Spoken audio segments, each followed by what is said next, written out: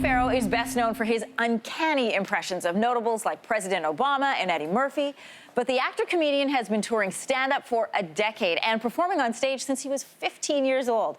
At the Just for Laughs Northwest Festival in Vancouver, he walked into the room making us laugh, and then it just goes on from there. Here's Jay Pharoah. Yeah, Los Angeles, what up, Chup? It's over. You started stand-up when you were 15 years old. What is a 15-year-old? What kind of perspective does a 15-year-old have to get on stage? None, what are you talking about? None whatsoever. What am I talking about? What am I talking about? Going on dirty sites and my parents like catching me? Like, there's no. Okay, so when I was starting out when I was 15, it was basically just me doing impressions, talking about pop culture references or whatever was in current events.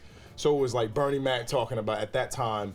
R. Kelly, the R. Kelly thing was hot. So it was Bernie Mac talking about R. Kelly. What does he think about it? What does Cat Williams think about it? What does Steve Irwin think about it? You know, it was that was what my set was. And after that, material started growing. But you know, I was such a sheltered kid, dude. That's how I got so good at impressions, because I was so sheltered. Because you had nothing. I didn't have any friends. Okay. No friends. You laugh, but it's real talk. Yeah, I shouldn't have any laugh. friends. It's fine. It's fine. Hey, you have a lot of friends now. I'm good now. Yeah. No, I don't, and that's good. You know, I get a lot of scrutiny because on SNL, you know, I don't do white people. But if you break me in half and split me open, I'm like a coconut. White just spills out, you know. Did you keep doing stand-up while you were doing SNL? Oh, yeah. If you're a stand-up and you're on the show, when you do have hiatuses and things of that sort, you can tour.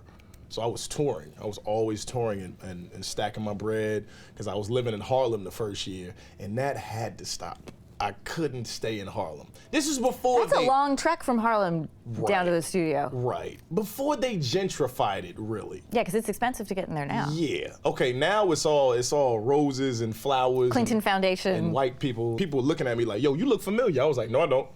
I don't look familiar. What's your name? Is your name Jay? Nah, man, my name Tavis. You left SNL 2016. Yes. Were you worried when you left, because your Obama impression is so good, it's so memorable? Oh, wow, okay. Thank you very much. Thank you. No, but go ahead. Were you worried people were going to typecast you as Jay Pharoah, who does impressions? You know, no, I didn't have that fear. Only because of my background in theater and drama and all of that. I didn't fear that. Do they do it? Some folks, yeah. Some folks just, as far as the fans go, I feel like the fans some of them just want to hear the voices. But I've been doing Shaq for so long, I can tell you exactly what he's thinking right now. All my friends were saying mean things. Hurt my feelings. Shaq a big, strong man outside, but soft inside. I love that you responded to one of the fans on your social media who was looking for advice. You're like, what did I say? I'm like, oh. You said they do impressions as well, and you said never feel like you fully mastered an impression. Oh, wow, I love y'all. Y'all really do y'all research. Good God. No, but you know what I love about that? Because I think people would look at you and say, you've mastered Jay-Z and Chris Rock and all of them. You feel like you've mastered them, but you say you've never mastered them? No.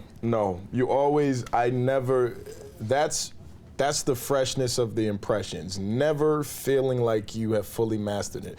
It's a term in theater that was used, and it's called illusion of the first time.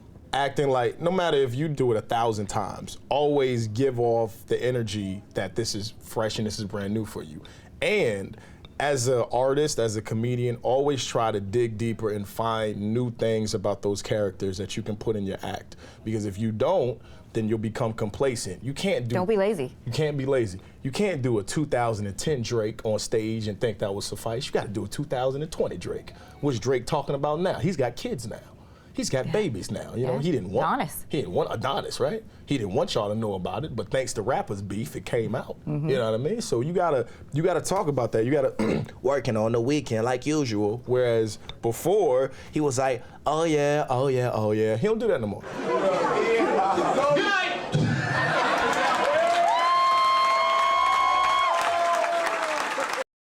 Thanks for watching. If you like this, be sure to subscribe here. And you can check out more Your Morning videos right here.